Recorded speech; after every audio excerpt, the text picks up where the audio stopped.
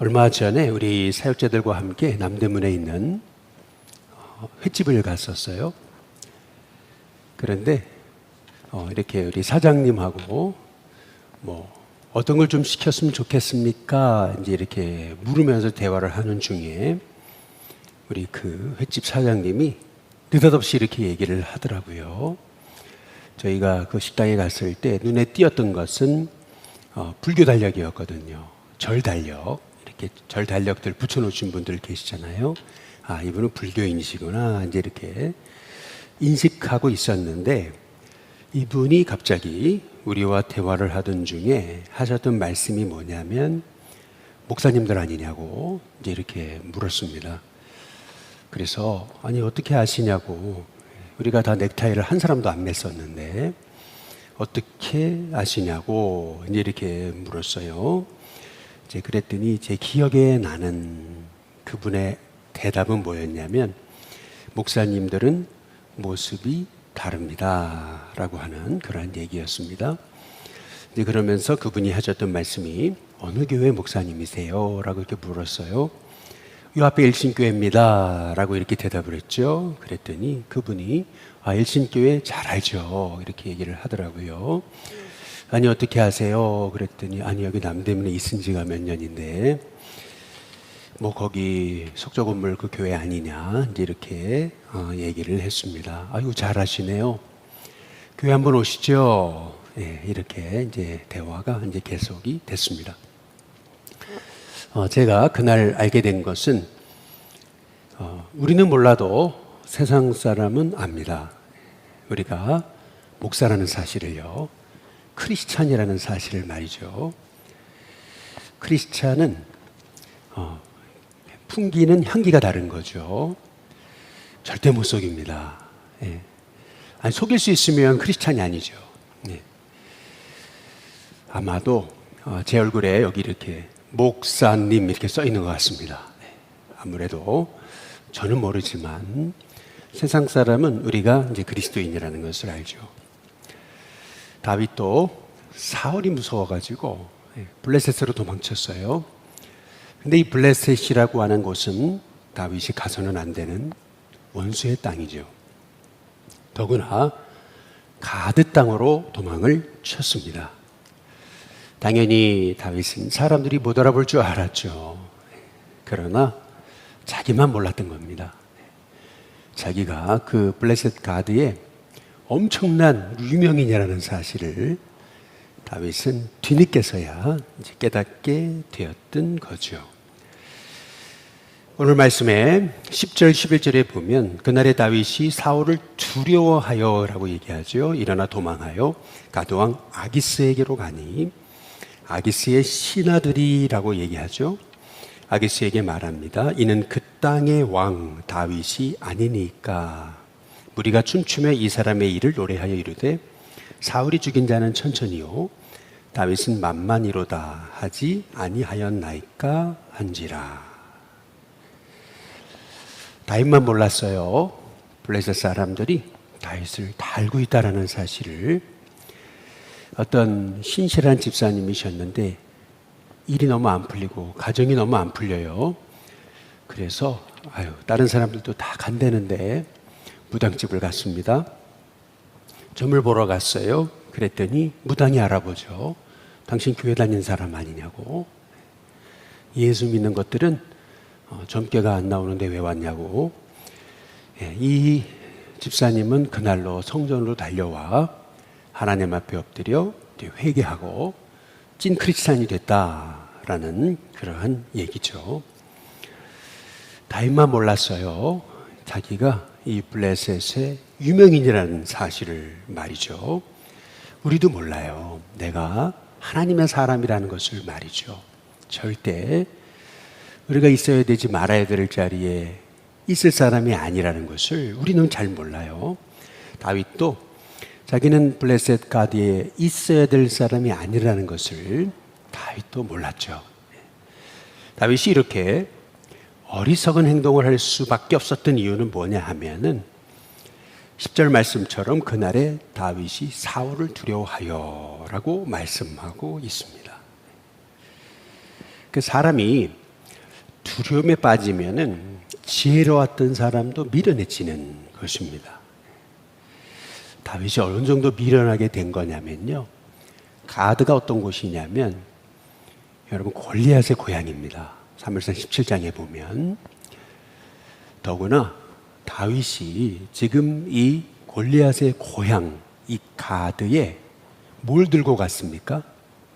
우리가 어제 살펴봤죠. 골리앗의 칼을 들고 갔습니다. 얼마나 어리석습니까? 벌써 얼굴도 다 알려진 판에 다윗이 가드를 그냥 간 게 아니고 골리앗의 칼을 들고 거기 갔습니다. 골리앗의 칼이라고 한다면은 이 가드 사람들에게는 그것이 자부심의 상징이 아니었겠어요? 아니, 사람들에게 알려진 유명인이 더구나 골리앗의 칼을 들고 가드를 찾아갔으니 우리식으로 말하면은 이 전문 용어로 이렇게 얘기하는 거예요. 전문 용어로 죽으려고 환장한 거죠. 여러분 그렇지 않습니까? 사자의 아가리에 들어간 겁니다. 대책 없이 말이죠. 사람이요 두려움에 사로잡히면은 이처럼 어리석은 사람이 됩니다. 대표적인 성경의 인물이 아브라함이었죠. 하나님의 약속을 쫓아 갈대아우를 떠나서 가나안에 왔잖아요. 그런데 기근이 심하니까 아브라함이 애굽으로 내려가죠. 그러면서 자기 아내를 누이라고 이제 속이잖아요. 결국 많이 걸릴 문제 아니겠어요? 하나님이 개입하시지 않습니까? 사람이 두려움에 빠지면 어리석은 행동을 하게 되는 것이죠. 심지어는 믿음의 사람조차 말이죠. 또 한 사람 대표적인 인물이 베드로였던 거죠. 예수님을 절대 부인하지 않겠다라고 했던 베드로는 한 여자아이의 아니 저 사람도 예수님과 함께 있던 자다라고 베드로를 가리켜 얘기하죠. 그때 베드로의 말은 부인하여라고 말하죠. 난 도무지 알지 못한다. 그런데 또 자리를 옮겼는데 다른 여자아이가 또 이러잖아요. 저 사람은 예수와 함께 있었던 자다라고 그러잖아요. 그랬더니 마태복음 26장에서 기록하는 이 베드로의 행동은 뭐냐 하면은 맹세하며 부인했다라고 말합니다. 그냥 부인한 게 아니고 맹세하며 손에 장을 지지는데 나 그분 모르거든. 나 관계없어. 왜 생사람 잡는 거야? 이렇게 베드로가 그 아이 앞에서 모든 사람 앞에서 예수님을 가리켜 나는 모른다 맹세하여 부인하죠. 그런데 또 걸리잖아요. 속일 수 없었던 게 있었던 거죠. 다른 사람들은 다 아는데 자기만 모르는 거예요. 사실 이게 어리석음인 거죠. 다른 사람 다 알아요. 근데 본인만 몰라요. 이게 어리석음인 거죠. 그게 뭐냐 하면은 베드로의 말투에서 갈릴리 말투가 나오는 거죠. 아니 네 말투가 그 사람과 함께 있었음을 대변하지 않냐. 네 사투리를 봐라. 그렇지 않겠어요? 자기도 모르게 급박한 상황에서 튀어나왔던 사투리 말이죠. 네. 그때 베드로가 그 상황을 모면하려고 했던 행동이 뭡니까? 마태복음 26장에 보니까 맹세할 뿐만 아니라 맹세하고 저주했다는 얼마나 이게 어리석은 행동입니까? 뭐 저주한다고 자기의 신분이 달아나기도 하는 것입니까?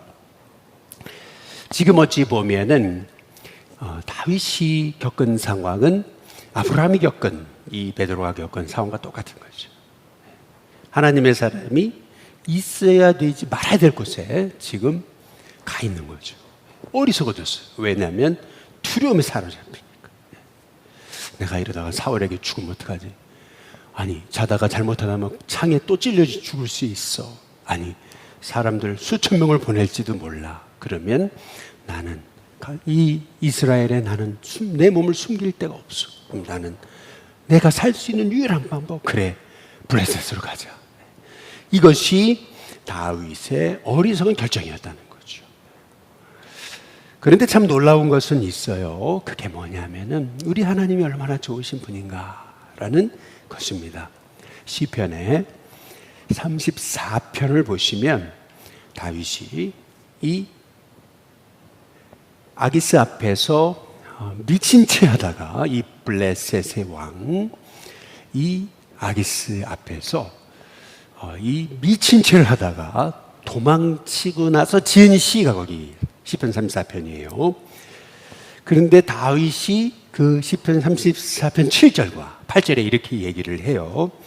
천사가 주를 경외하는 자를 둘러 진치고 그들을 건지셨다.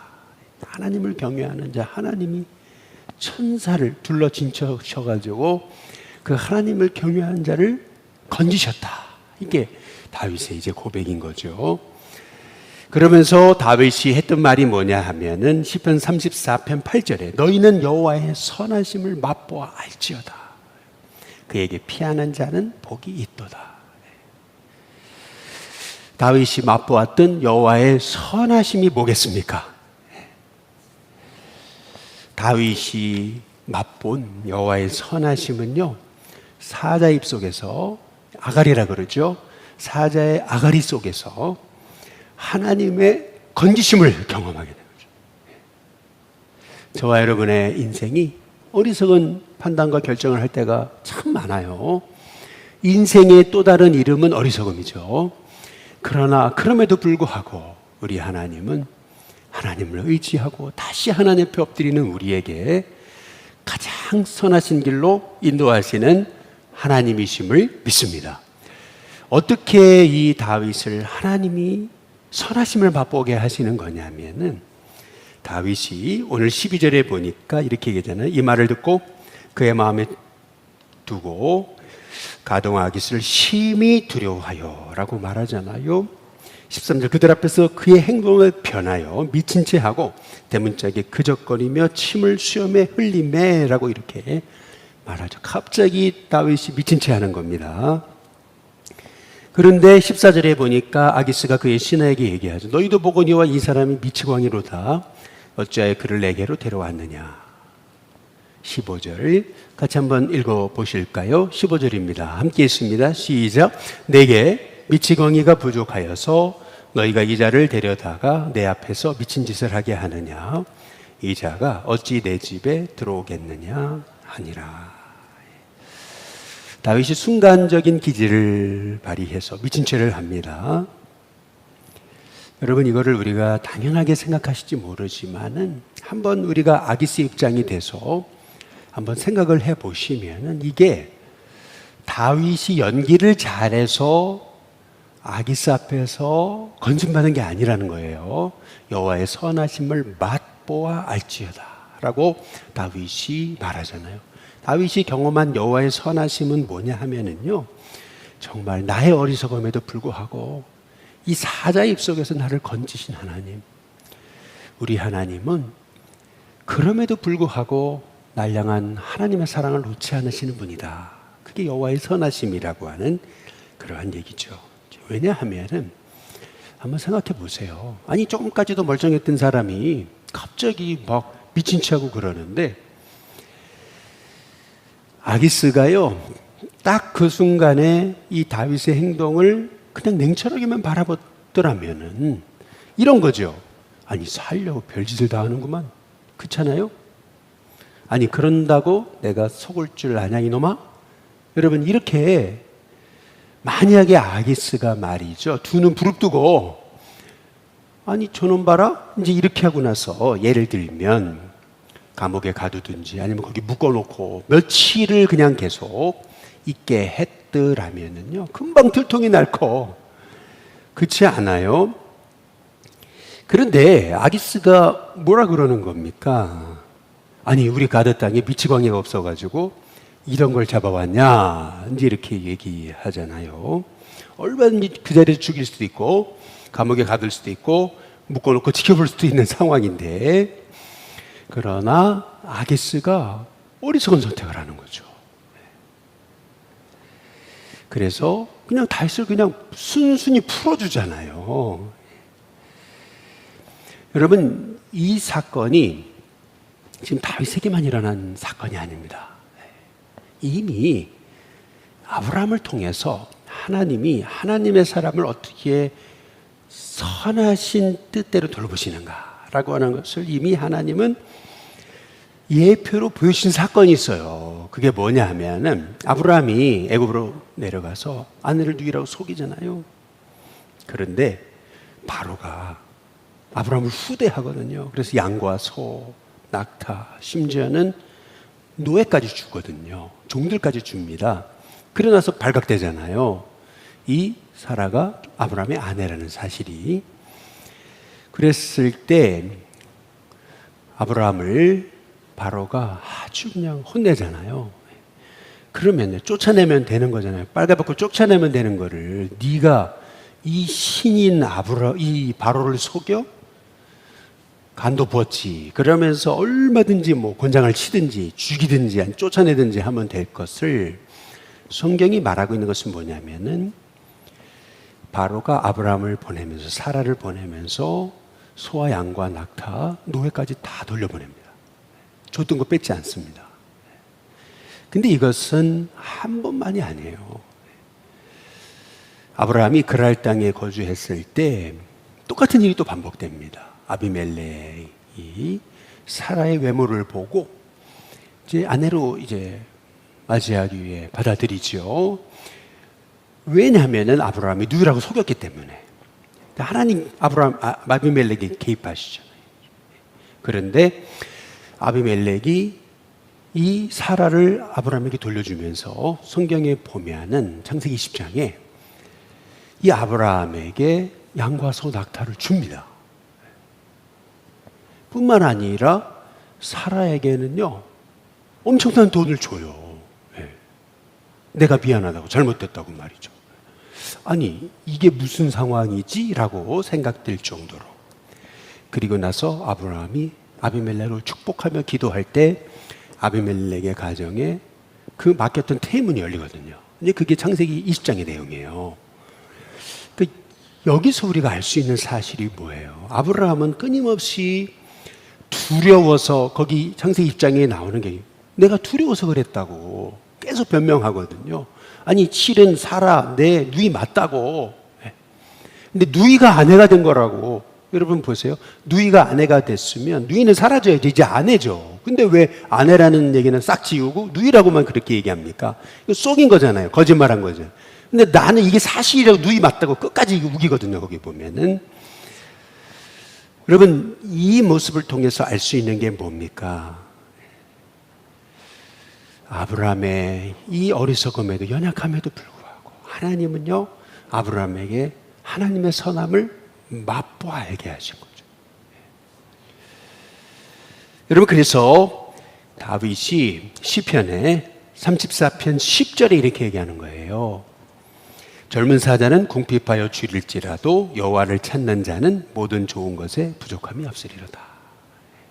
젊은 사자는 궁핍하여 줄여요. 그러나 여호와를 찾는 자 모든 좋은 것에 부족함이 없다. 저와 여러분이 오늘도 우리는 매일 두려움 앞에 섭니다. 인생은 두려움입니다. 인생은 미련함입니다.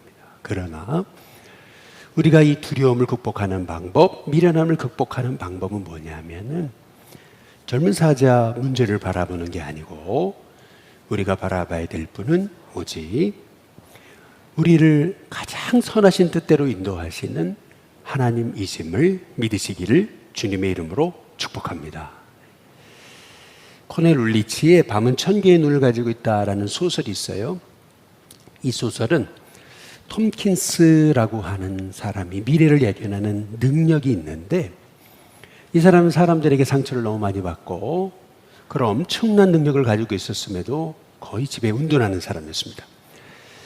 그런데 중년의 사역가였던 레이드라는 사람이 이 톰킨스의 능력을 알아본 거죠. 그래서 그에게 접근을 해가지고 그에게서 미래를 그 예견하는 지혜의 그 능력을 이용하게 되는 그런 특권을 누리게 되는 거죠. 톰킨스가 얘기하는 대로 주식시장이 어떻게 될 거다. 이제 얘기를 하면 다 그게 맞아떨어집니다. 그래서 레이드는 투자하는 것마다 아주 대박을 터뜨리고 엄청난 이제 부자가 되죠. 왜? 이 톰킨스의 미래를 예견하는 능력이 하나도 틀린 적이 없었던 거예요. 그런데 어느 날부터 톰킨스가 얼굴이 어두워지죠. 뭔가 이상하다, 뭔가 낌새가 이상하다라는 걸 느낀 레이드는 얘기하라고, 숨기는 거 있지 않냐고 얘기하라고. 아니, 나 숨기는 거 없는데. 얘기하라고. 숨기는 거 있지 않냐고.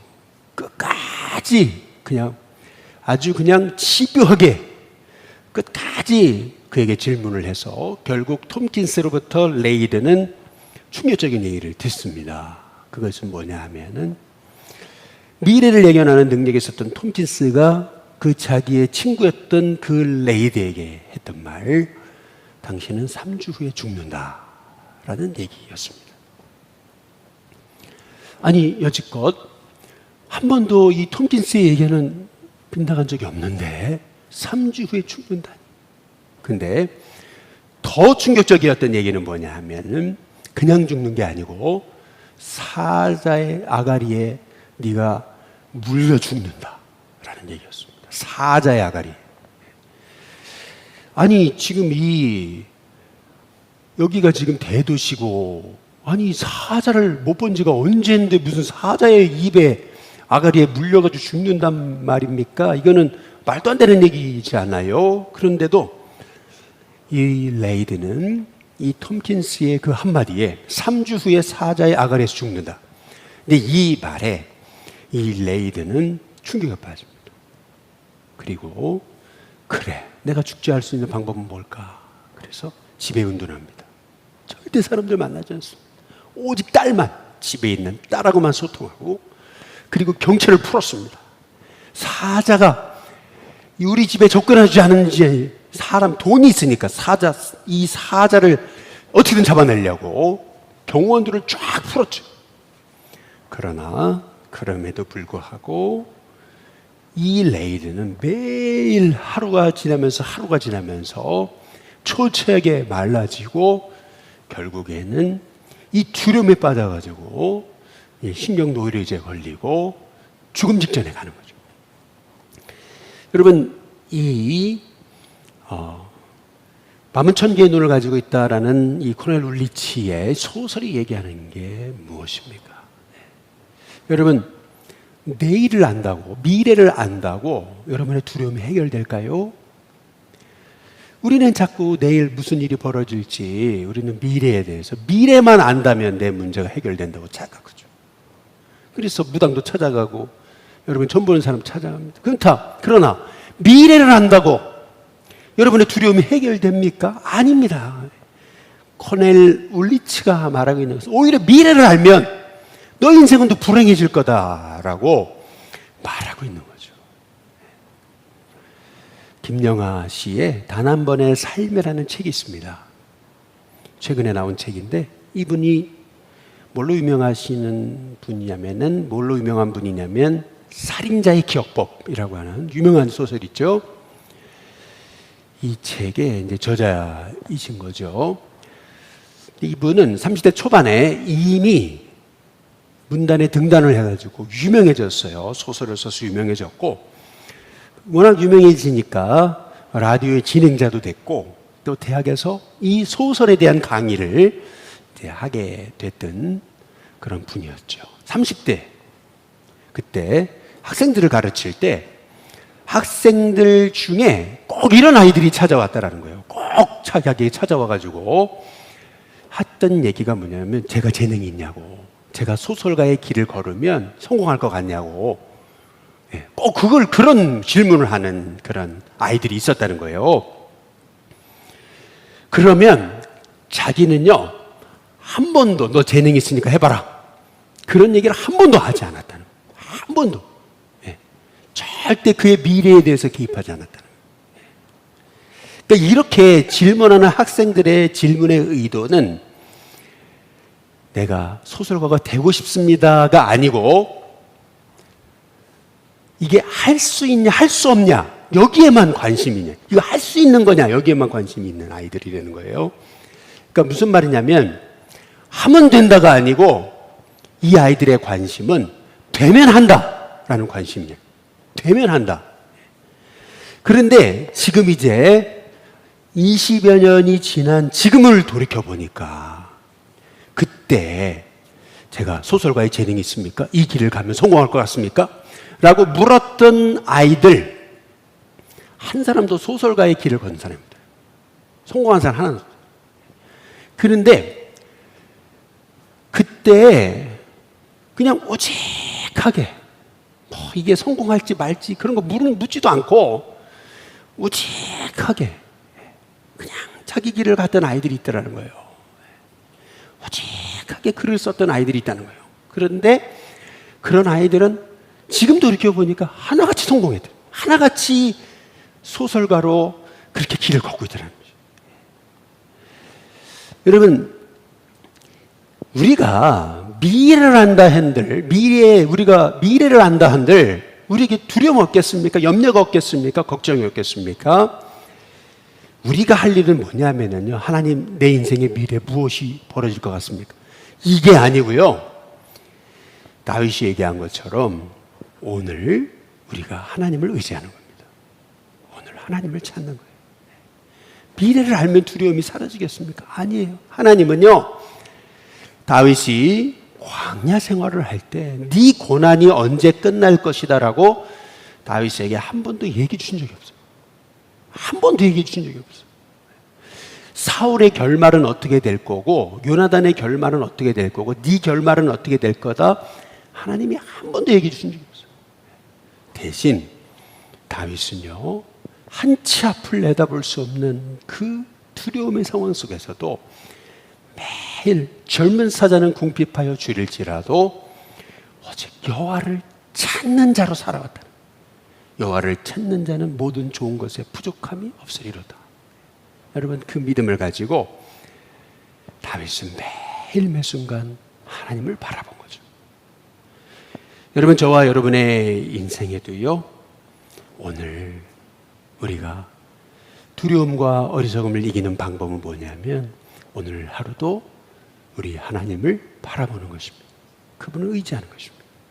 그분을 의지할 때 젊은 사자는 궁핍하여 지릴지라도 여호와를 찾는 자는 모든 좋은 것에 부족함이 없으리로다.